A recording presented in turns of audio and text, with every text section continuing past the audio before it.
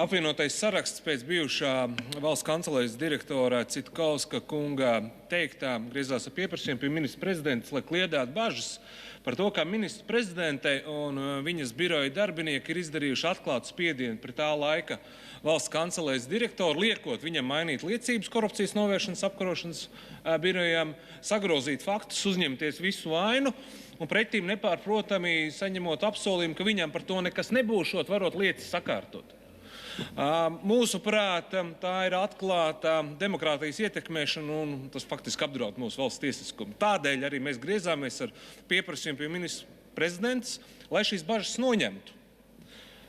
Lai šīs bažas noņemtu, tam nav vairs tieši sakara ar Kariņa lidojumiem. Te jau jautājums bija par ko citu.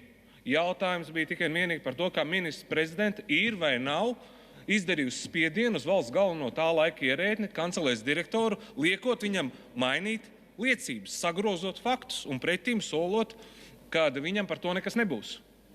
Mēs saņēmām atbildi, ka nē, mēs jau esam visu atbildējuši saistībā ar Kariņa lidojumiem, un nekāda atbilde netiks sniegta. Tieši to arī mēs saņēmām. Variet iepazīties arī šodienas darba kārtībā pie ministra prezidenta saņemtās atbildes. Paldies, atbildi jums nebūs sniegta. Ļoti līdzīga situācija, cits starp mēs arī pirms vakardienas ziņām redzējām, kad arī šis pats Citkauska kungs minēja šo ekskluzīvo VIP termināļu uz dažām stundām izmantošanu vairāk kā 4000 eiro apmērā. Arī pirmā reakcija no ministra prezidents bija: es tieku apmelota. Es vērsīšos tiesā. Pagāja pāris stundas, nonāk šie rēķini tomēr caur vēstniecību dienas kārtībā. Nu, tad kaut kā nebija apmelota. Es domāju, ka jūs visi ļoti labi saprotiet, ka ticamība tas, ko šobrīd pauž Citkauska kungs, ir nesalīdzinām augstāk nekā atklāti, nu jau faktiski pierādīta maldināšana no ministra prezidenta puses citā lietā, arī saistībā ar lidojumiem.